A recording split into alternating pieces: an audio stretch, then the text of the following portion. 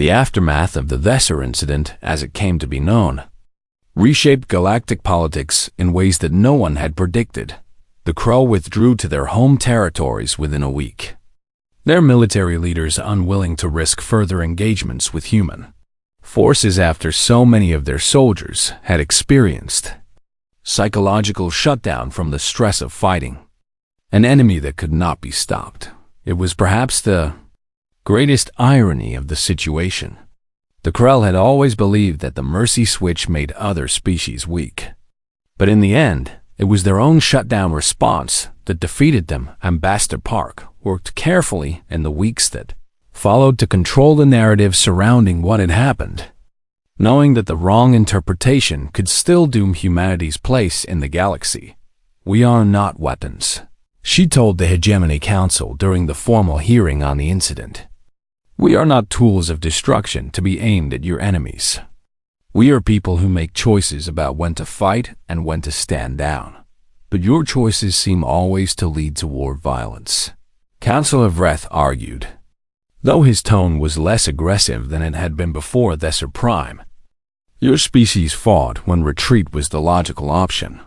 We fought because innocents were being harmed," Park replied. "That is not illogical to humans. It is the most logical thing in the universe." She paused, letting her gaze sweep across the council chamber. "Every species in this room has values they consider worth protecting," she said. "The difference is that when those values are threatened, your bodies will eventually force you to stop fighting whether you want to or not. Ours will not." The High Mediator leaned forward, her crystalline form shining with interest.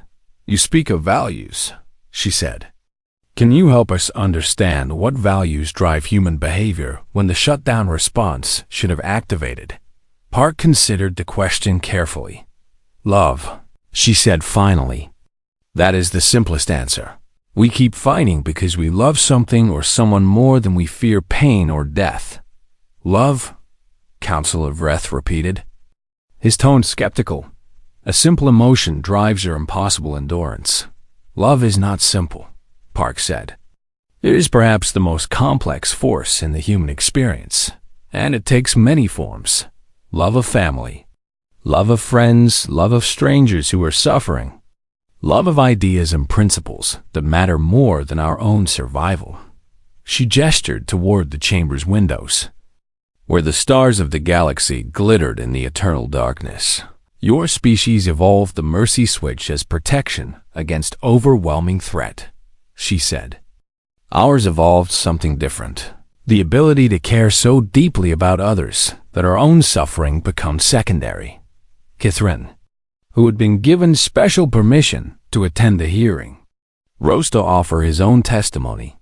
"I have studied the human survivors of the Thesser incident extensively," he said, "and I can confirm that Ambassador Park's explanation matches the biological evidence." He activated a holographic display showing brain scans from the humans, who had fought to defend the Thesan civilians in every case. The regions of the brain associated with empathy and emotional connection showed massive activation, he said. At the same time, the regions that would normally trigger shutdown were being actively suppressed by conscious thought patterns. He pointed to one particularly striking image. "This is the brain scan of the human woman who saved my family," he said. "Her body sent the shutdown command 43 times during the battle. And 43 times her conscious mind overrode that command by focusing on the people she was protecting." "What does this mean for the hegemony?" the High Mediator asked. "It means that humans cannot be forced to stop," Kithrin said. "But it also means that they can choose to stop whenever they wish. And more importantly, it means that if you give them something worth protecting, they will protect it with everything they have." The council deliberated for 3 days before reaching their decision. Humanity would be welcomed into the hegemony, not as weapons, but as partners. Not as threats to be contained, but as allies to be valued. The terms were carefully negotiated to address the concerns of all parties. Humans would serve as peacekeepers and protectors. using their unique abilities to defend the weak and deter aggression. But they would not be deployed in offensive operations or used as tools of conquest, Ambassador Park accepted these terms with grace, knowing that they represented the best possible outcome for her species. On the day the agreement was formally signed, Sergeant Cho found Kithrin in the garden where they had first begun their friendship. "Your people saved my family," Kithrin said. "I never properly thanked you for that." Cho shook his head. "You thanked us by speaking the truth to the council," he said. "That took courage, especially for a species with such low shutdown thresholds." Kithrin's antennae twitched with amusement. "I almost collapsed 3 times during my testimony," he admitted. "But I kept thinking about what you told me in this garden, about how humans push through fear by focusing on something that matters." "And what did you focus on?" "The truth," Kithrin said. "It mattered more than my fear." They sat together in comfortable silence for a while, watching the alien sun set over the capital world. "May I ask you one more question?" Kithrin said finally. "Of course." "What fills the space where the shutdown switch should be?" Kithrin asked. "I have studied your biology and psychology for months now, but I still do not truly understand what makes humans different at the deepest level." Cho thought about the question for a long time before answering. "Do you know what I was thinking about during the threshold protocol test?" he asked. "When my body was screaming at me to collapse and my mind was being overwhelmed by simulated danger, I have often wondered. I was thinking about my grandmother," Cho said. "She raised me after my parents died, and she taught me something that I have never forgotten." "What did she teach you?" "She said that every person carries a flame inside them," Cho said. "A tiny light that represents everything they care about, everyone they love, every hope and dream they hold precious. And she said that as long as that flame burns, we can never truly be defeated." He looked up at the stars that were beginning to appear in the darkening sky. "When the shutdown command comes, when our bodies tell us that we are finished, that flame is what we focus on," he said. "We pour everything we have into keeping it burning, and as long as it burns, we keep going." Kithrin considered this for a moment. "So what you call will or determination is really just love given form," he said. "Love powerful enough to override biological imperatives." "That is close enough," Cho said with a small smile. "The hegemony has always believed that the mercy switch is a gift from evolution," Kithrin said. "A protection against the worst extremes of existence." "Perhaps it is," Cho agreed.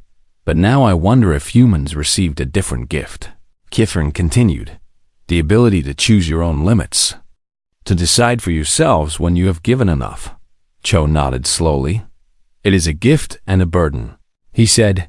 "We can push ourselves to greatness, but we can also push ourselves to destruction if we are not careful. Then perhaps that is why fate brought our species together," Kithrin said. "You can teach us courage, and we can teach you caution." "I would like that," Cho said. "Friendship between our peoples. Real friendship built on understanding and respect." Kithrin extended one of his manipulator limbs, a gesture he had learned from observing human customs. Cho took it and shook gently, cementing a bond that would grow to represent the best of what humans and hegemony species could achieve together above them.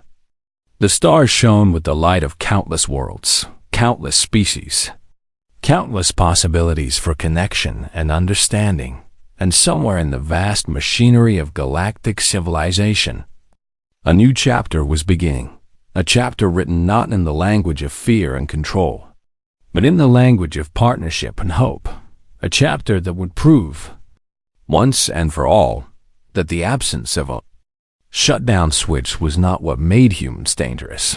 It was what made them beautiful. For the same force that kept a human fighting past all reason was the same force that kept them loving past all logic, hoping past all evidence, and reaching out to strangers across the stars with open hands instead of closed fists. The hegemony called it a biological anomaly. Humans called it something simpler.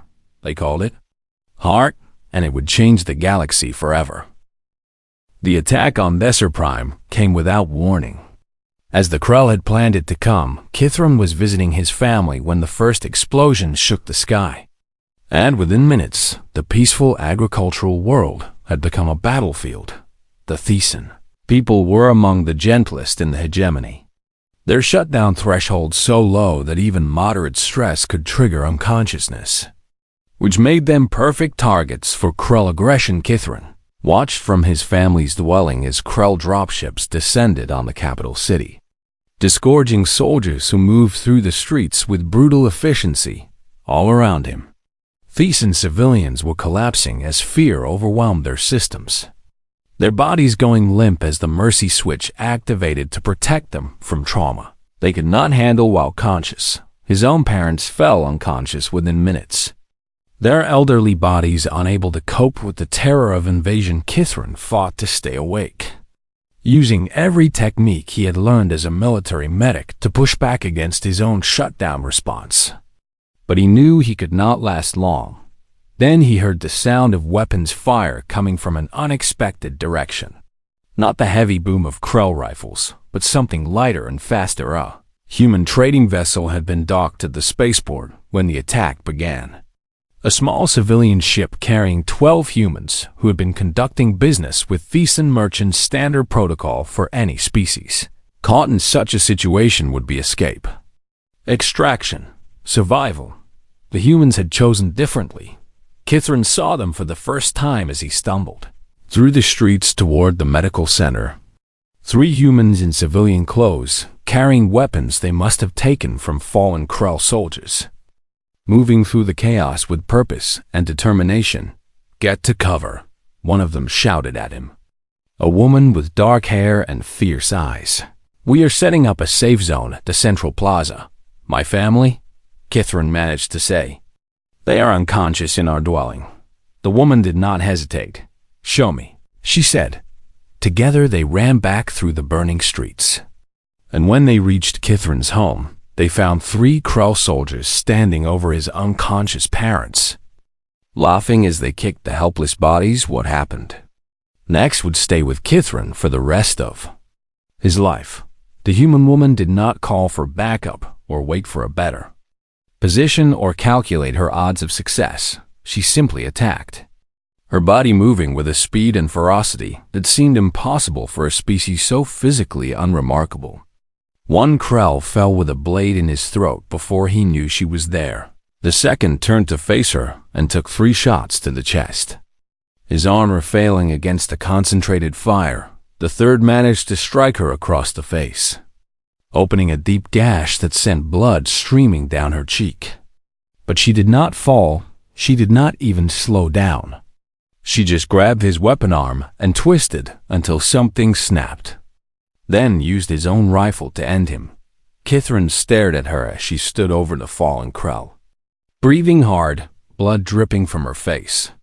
And he realized he was witnessing exactly what the Council had feared, and what the Krell had doubted. She should have shut down when she was wounded. Her body should have protected her from the pain of that gash. But she had simply ignored it, pushed past it, continued fighting as if the damage meant nothing. "Your parents," she said, turning to him. "Can they be moved?" Kithron nodded, still unable to speak. "Then help me carry them," she said. "We have a shelter set up, and we need to get as many of your people there as possible before the Krell regroup over the next 12 hours. Kithron witnessed the impossible become routine. The 12 humans spread across the city, each one becoming a focal point of resistance that the Krell could not overcome. They moved like ghosts through the burning streets, appearing where they were least expected, striking at Krell positions with devastating effectiveness, then vanishing before reinforcements could arrive. And every time they were wounded, every time a Krell weapon found its mark, they simply kept going. Kithron saw a human man take a shot to his shoulder that should have knocked him unconscious, And instead, the man just switched his weapon to his other hand and continued fighting. He saw a human woman get caught in an explosion that threw her 10 meters through the air. And she got up with blood pouring from her ears and went right back into the battle. He saw things that his medical training told him were impossible. Humans pushing through injuries that would have shut down any hegemony species, refusing to fall no matter how much damage they took. By the time night fell on Desert Prime, the 12 humans had established a defended shelter in the central plaza. And inside that shelter lay over 200 unconscious Thesan civilians who had been rescued from the streets. The Krell commanders were confused and angry, for they had expected an easy conquest, and instead found themselves fighting an enemy that made no sense. Their soldiers began reporting strange symptoms, fear that would not fade, stress responses that built instead of releasing, the creeping terror of facing an enemy that simply would not stop. And then Krell soldiers started falling unconscious themselves. Their mercy switches activated not from physical wounds, but from psychological damage, from the unbearable strain of fighting something their instincts told them could not exist. By morning, the Krell advance had stalled, and hegemony relief forces were incoming, led by Sergeant Cho and a company of soldiers who had been stationed at the nearest military base. Cho arrived at the central plaza to find 4 humans still standing, the other 8 having finally collapsed from wounds too severe to ignore any longer. The woman who had saved Kithrin's family was among the 4, her face now covered in dry blood, her body showing a dozen wounds that should have rendered her unconscious hours ago.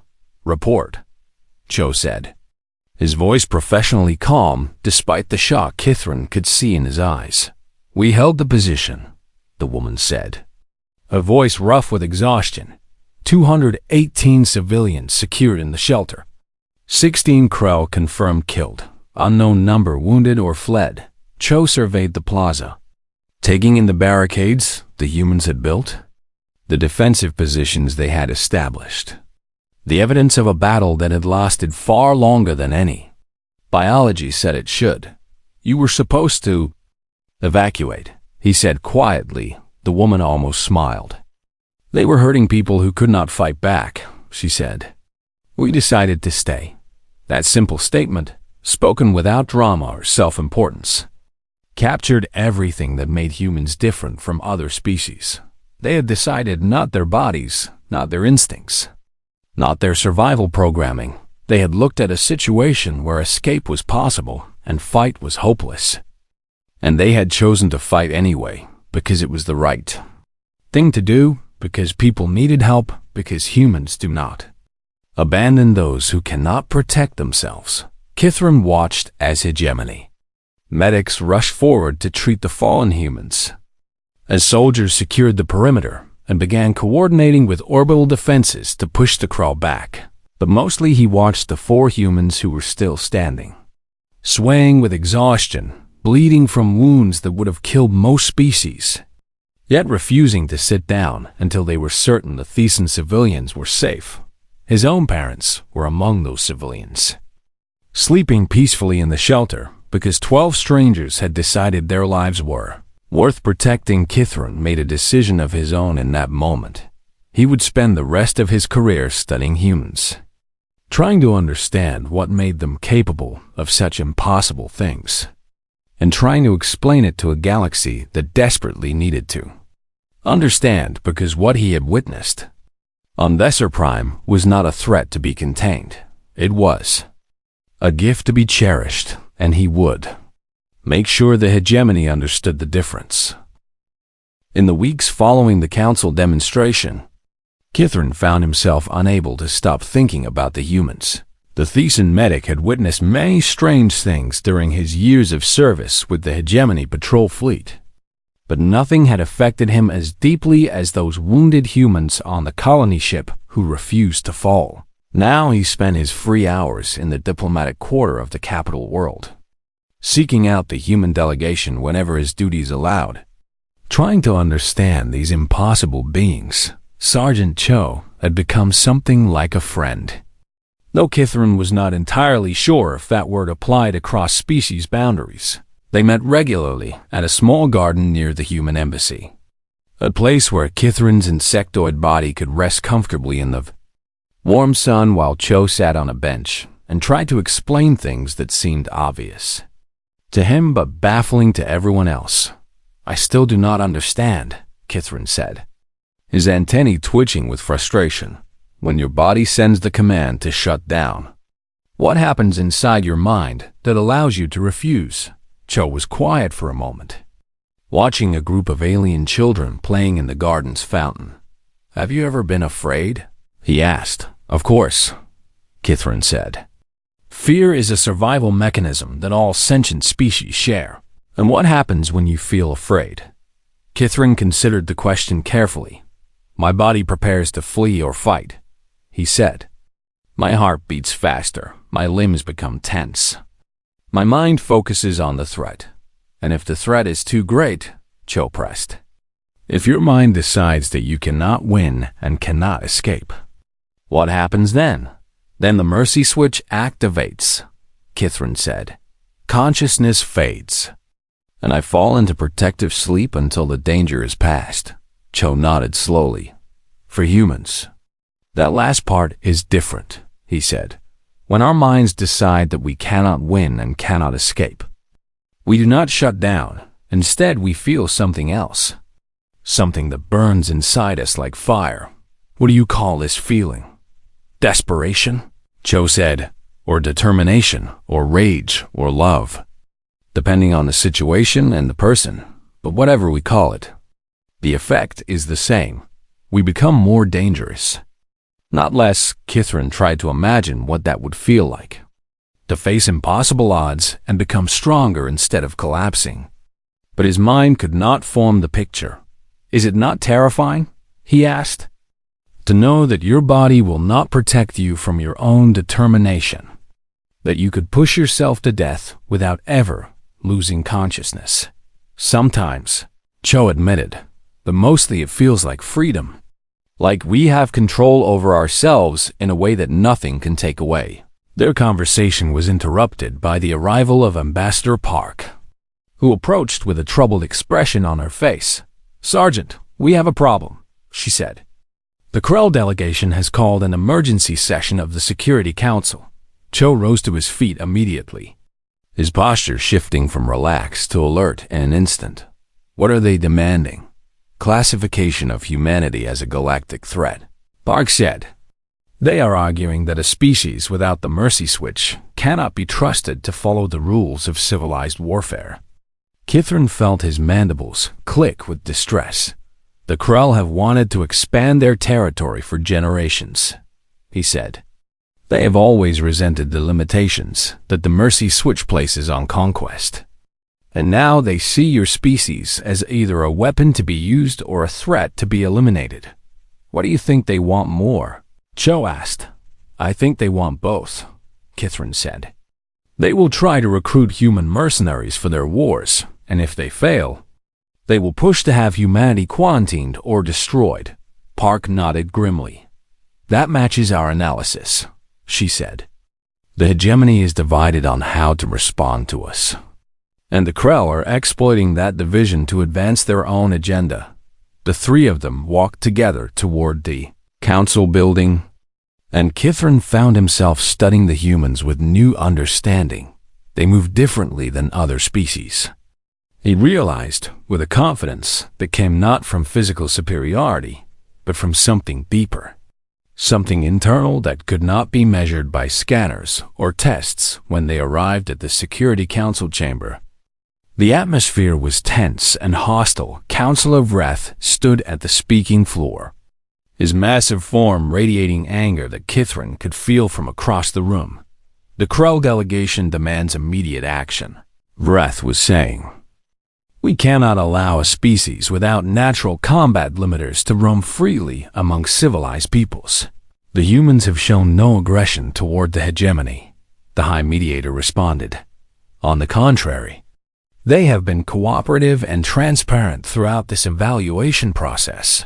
"Transparency means nothing when dealing with a species that cannot surrender," another Krull representative argued. How can we negotiate with beings who do not know when they are beaten? How can we trust treaties with a species that might fight to the last individual rather than accept defeat? Ambassador Park stepped forward, requesting permission to address the council. Honorable members, she said, I understand your concerns, but I believe they stem from a fundamental misunderstanding of human nature. Then, enlighten us. Counselor Vreth demanded. You see our lack of a shutdown response as a threat, Park said. You imagine humans as unstoppable killing machines who will never cease fighting until we or our enemies are destroyed. She paused, letting her gaze move slowly around the chamber. But this is not what our biology means in practice, she continued. Yes, humans can push through pain and exhaustion that would stop other species. But we do not do this randomly or without reason. Then what triggers this ability? The High Mediator asked purpose, Park said simply. Humans push past our limits only when something matters enough to justify the cost. When we are protecting something precious, defending something we love, or fighting for something we believe in. And if you believe in conquest, Counselor Vreth challenged. If you decide that our worlds are worth taking, what then? Park met his gaze without flinching. Then you would face a terrible enemy, she admitted. But humans do not value conquest for its own sake. We value connection, community, and meaning. We fight hardest not to take, but to protect. Kithrin found himself nodding, remembering the wounded humans on the colony ship who had refused to fall, not because they wanted to hurt their attackers, but because they wanted to save their families. I can offer testimony, Kithrin said, stepping forward despite his nervousness at addressing such a powerful gathering. The Council recognizes Medic Kithrin of the patrol fleet, the High Mediator said. I was present during the first contact with the damaged human vessel, Kithrin said. I examined the wounded humans and witnessed their refusal to shut down. And I can tell you that what I saw was not aggression. He paused, gathering his thoughts. I saw a mother with a shattered leg crawling toward a weapon so she could protect her children, he said. I saw a man with burns covering half his body standing guard at a door because his friends were behind it. I saw people in terrible pain singing to frighten children so they would not feel alone. His antennae trembled with emotion as he continued. Humans do not lack limits because they are monsters, he said.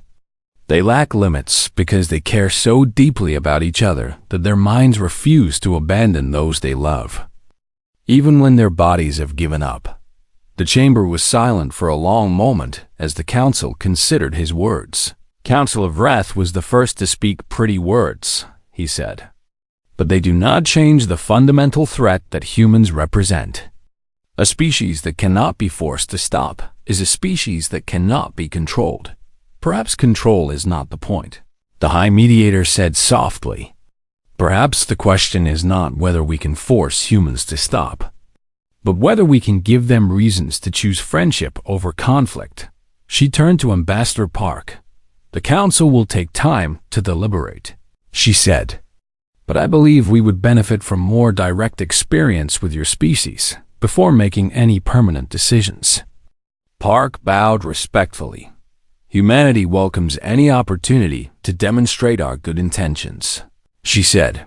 As the council session ended, Kithrin walked beside Sergeant Cho through the corridors of the great building. Thank you for speaking on our behalf, Cho said. I spoke only the truth, Kithrin replied.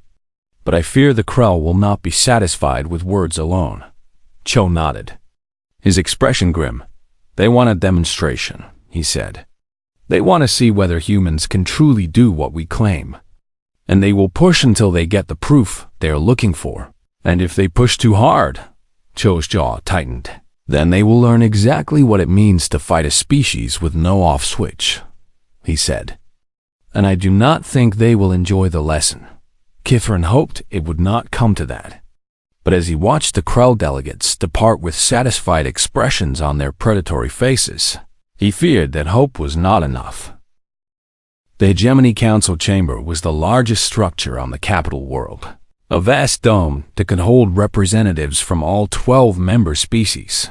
And today, every seat was filled. Ambassador Una Park stood at the center of the speaking floor, feeling the weight of thousands of alien eyes upon her, knowing that what happened in this room would determine the future of her entire species. She had prepared for this moment for 3 weeks, ever since Commander Sarn Havoc's report had sent shockwaves through galactic society and triggered an emergency session of the highest governing body in known space. The Council had demanded proof of the claims made in that report. And so Una had brought a small team of humans to demonstrate their capabilities. Sergeant Dae-Young Cho stood behind her, his posture straight and his face calm. Though Una knew he understood exactly what was at stake, he was a veteran of 3 colonial defense actions, a man who had seen combat and survived it, and the Council had specifically requested someone with military experience for their tests. Ambassador Park, the High Mediator said, her crystalline form chiming with each word. The Hegemony thanks you for agreeing to this evaluation. Though we must express our skepticism regarding the claims in Commander Haddock's report. I understand your skepticism. Una said, the mercy switch has been a constant across all known sentient life for as long as your records exist, and the idea that a species could lack this fundamental trait must seem impossible. Indeed, said Councillor Vreth, a massive being whose body resembled a living boulder. Every species has limits, Ambassador. Every mind protects itself from destruction. This is not a choice, but a biological fact. For your species, yes, Una said. For humans, it is different. A murmur passed through the chamber, thousands of alien voices expressing doubt and disbelief. Then let us test this claim. The High Mediator said, we have prepared a series of evaluations designed to measure endurance, pain tolerance, and stress response, and our scientists will monitor your Sergeant Cho throughout each trial. Una nodded and stepped aside, allowing Sergeant Cho to take the center of the speaking floor. The first tests were simple enough. Physical challenges that pushed the body to its limits, and Cho performed impressively, but within the parameters the Council expected. He ran until his lungs burned, lifted until his muscles trembled, and endured temperature extremes that would have stopped most species. The Hegemony scientists recorded everything with careful precision, noting that while the human showed remarkable endurance, his results were not dramatically different from the strongest Hegemony species. Impressive, Councillor Vreth admitted, but not unusual. We have species among us who can match these achievements. You have not yet tested what makes us different, Una said. The High Mediator gestured, and the chamber's lights dimmed as holographic projectors activated around Sergeant Cho. We will now administer the threshold protocol, the High Mediator announced. This simulation is designed to trigger the shutdown response by presenting overwhelming threat scenarios that the mind cannot process while remaining conscious.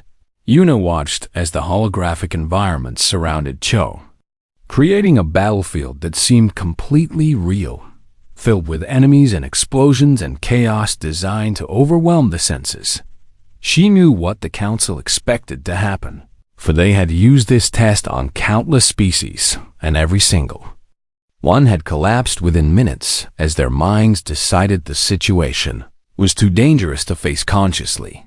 But Cho was human, and humans were different. The simulation began, and the alien scientists watched their monitors with confident expectation, waiting for the moment when Cho's brain would send the shutdown signal and his body would collapse into protective unconsciousness. 5 minutes passed, and Cho remained standing, fighting through the holographic chaos with focused determination. 15 minutes passed, and the scientists began exchanging confused glances, their instruments showing readings they had never encountered before. 30 minutes passed, and Councillor Vreth leaned forward in his seat, his rocky features twisted with something that might have been concern. 1 hour passed, and the murmur in the chamber had become a constant hum of worried conversation.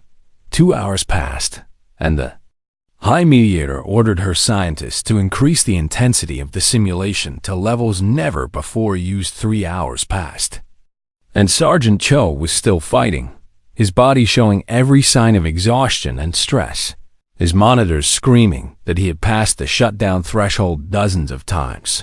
Yet his eyes remained open, and his limbs remained moving. 4 hours passed, and the High Mediator finally raised her hand. "Terminate the protocol," she commanded, her crystalline voice cracking with emotion. Yuna had never heard from her species. The holograms vanished, and Sergeant Cho stood alone in the center of the speaking floor, breathing hard, covered in sweat, his body trembling with fatigue that should have knocked him unconscious long ago. "How?" Counselor Vreth demanded, rising from his seat. "How is this possible? Our readings show that his brain received the shutdown command over 70 times. How did he refuse it?" Yuna stepped forward to stand beside her sergeant, placing a supportive hand on his shoulder. "Perhaps Sergeant Cho can explain better than I can," she said. Cho straightened his posture despite his exhaustion and faced the council with the dignity of a soldier who had just proved the impossible. "The scenario felt real," he said. "The enemies felt dangerous, and my body wanted to quit many times. Then why did you not stop?" The High Mediator asked. Cho seemed genuinely confused by the question, as if the answer was so obvious that he could not understand why it needed to be spoken. "My people were counting on me," he said simply. "The ambassador brought me here to represent humanity, and if I had failed, then every human would have been judged by my failure. But your body commanded you to stop." Counselor Vreth pressed. "Your brain sent the signal to lose consciousness. How did you refuse a biological imperative?" Cho was quiet for a moment, searching for words to explain something he had never needed to put into language. "We do not refuse it exactly," he said finally. "We simply do not obey it. When something matters enough, when the stakes are high enough, we can choose to keep going, even when everything inside us screams to stop." The chamber fell silent as thousands of alien minds tried to process what they had just witnessed and heard. "You choose," the High Mediator repeated. "You make a conscious decision to override your own survival instincts." "Yes," Cho said. "Humans call it will or determination, or sometimes stubbornness, but whatever name we give it, the meaning is the same. We decide when we are finished, not our bodies." Yuna watched the council members react to this revelation, and she saw fear on many of their faces, a deep and primal terror at the idea of a species that could not be forced to surrender. But she also saw something else on a few faces, something that looked like respect or even admiration. "Ambassador Park," the High Mediator said carefully, "this demonstration has confirmed Commander Havoc's report, and the implications are significant." "I understand," Yuna said, "and I want to assure the Council that humans are not a threat to the hegemony." "How can you assure us of that?" Counselor Vreth demanded. "You have just shown us a species that cannot be stopped by any means short of death itself." "We can be stopped," Yuna said. "We simply cannot be forced to stop, and there is an important difference between those two things." She paused, choosing her next words with great care. "Humans can be reasoned with, negotiated with, and befriended," she said. "We respond to kindness and respect, and we form bonds of loyalty that are as unbreakable as our will to fight." She let that statement hang in the air for a moment before continuing. "But I will also be honest with you," she said. "If the hegemony chooses to treat humanity as a threat, we will respond to that threat, and we will not stop responding until we decide that we are finished." The warning was clear, and from the expressions around the chamber, Yuna knew it had been understood. The question now was whether the hegemony would choose to be humanity's friend or humanity's enemy, and that choice would determine everything that came next. Commander Son Havoc had served the Veth hegemony for 40 cycles, and in all that time, He had never seen anything that confused him as much as what he witnessed on this day. His patrol ship had detected the distress signal 3 hours ago. A human colony vessel drifting in the darkness between stars, its hull torn open by Krull weapons fire. Its engines dead and cold. The Veth hegemony knew little about humans, for they were a young species who had only recently discovered faster-than-light travel. And their first contact with the galactic community had happened merely 2 cycles ago. Soren had expected to find bodies when he boarded the vessel, or perhaps survivors who had fallen into the deep sleep that all species entered when their bodies could take no more damage. Every sentient species in the known galaxy possessed what the hegemony called the mercy switch, an automatic response built into the brain that shut down consciousness when injury or exhaustion reached dangerous levels. It was nature's way of protecting the mind from unbearable pain. And it was the foundation upon which galactic civilization had been built for 3,000 years. Wars ended when soldiers fell unconscious, and surrenders happened automatically when bodies decided they had suffered enough. But as Soren stepped through the torn airlock and into the damaged human ship, he realized that everything he knew about biology might be wrong. A woman lay against the wall of the corridor. Her leg bent at an angle that made Soren's stomach turn. The bone clearly shattered beneath her skin. She should have been unconscious, for her body had certainly passed the threshold where the mercy switch should have activated. Instead, she was awake, her eyes sharp and focused, and she was dragging herself toward a weapon that lay 3 meters away, leaving a trail of blood behind her. Hostile or friendly? She demanded. Her voice rough with pain but steady with determination. Soren raised his hands to show he meant no harm, his scales rippling with the confusion he felt. "We received your distress signal," he said through his translator device. "We are here to help." The woman stopped crawling and studied him for a long moment before nodding once. "Medical bay is 2 levels down," she said. "Most of our people are there, but we still have Krell boarders in the cargo section.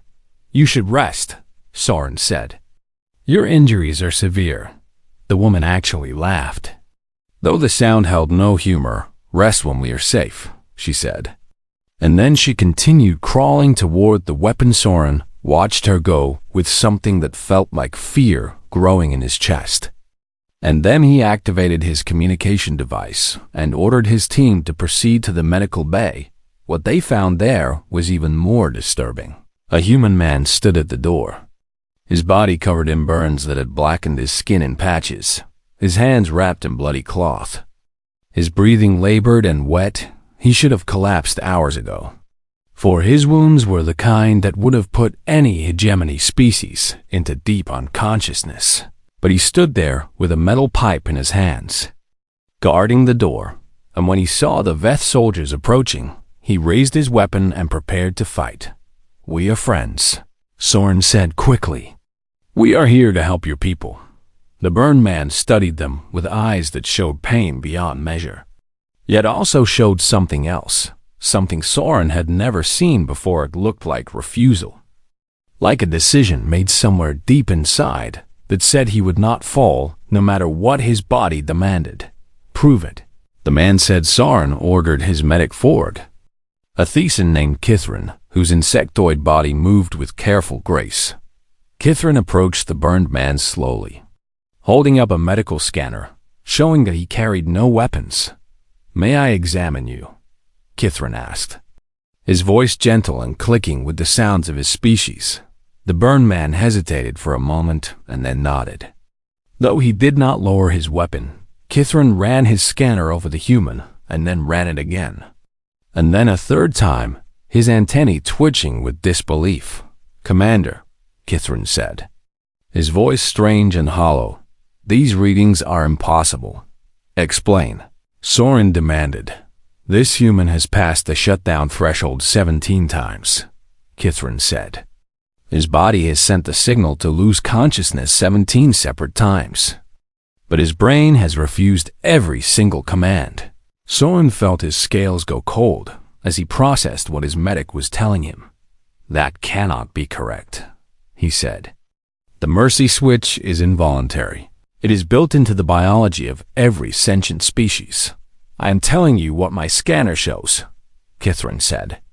"This human should have fallen unconscious hours ago. But something in his mind is overriding the automatic response." The burned man was watching them talk, and though he could not understand their language, he seemed to recognize that they were discussing him. "My people are behind that door," he said simply. "I will not let anyone hurt them." Soren looked at this human, this impossible creature who stood upright through sheer force of something the commander could not name, and he felt the foundations of his understanding begin to crack. "Let us help you," Soren said. "We have medical supplies and soldiers who can guard your people while you're wounded. Receive treatment." The burned man considered this for a long moment, and Soren could see the war happening behind his eyes. The desperate need to trust, fighting against the protective instinct to reject all strangers. Finally, the human stepped aside. Though he did not lower his weapon, and he did not sit down to rest his ruined body inside the medical bay, Soren found more of the same impossible scene. Humans with wounds that should have rendered them unconscious were instead treating each other, bandaging injuries, setting bones, and speaking words of comfort to those who were suffering. A young human woman with a deep gash across her forehead was singing softly to a child, keeping the little one calm despite the blood that ran down her face. An older human man with his arm hanging useless at his side was organizing supplies with his remaining good hand, directing others to where they were needed most. They were all awake when they should have been sleeping, all moving when they should have been still, all fighting when biology demanded they surrender. Kithrin moved through the room with his scanner, and with each human he examined, his readings became more troubling. "Commander," he said, finally, "I need to report this to the Hegemony Council immediately." "What do your readings show?" Soren asked. "They show that humans do not possess the mercy switch," Kithrin said. "They have no automatic shutdown response, no biological surrender mechanism, nothing that forces them to stop when their bodies have had enough." "Then what makes them stop fighting?" Soren asked. Kithrin looked around the room at the wounded humans who refused to fall, at the burned man still standing guard at the door, at the woman with the shattered leg who had finally reached her weapon and now held it, ready despite her agony. "I do not think anything makes them stop," Kithrin said. "I think they simply choose when they are finished." Soren stood in that room full of impossible humans and began composing his report in his mind, knowing that what he had witnessed today would change the galaxy forever. Human species appears to lack standard biological combat inhibitors. He would write, recommend immediate classification review. But as he watched these strange beings care for each other despite their pain, protect each other despite their wounds, and refuse to fall despite every biological reason to collapse, he wondered if the word threat was truly the right one. Perhaps miracle would be more accurate, or perhaps warning. He was not sure which, and that uncertainty frightened him more than anything else.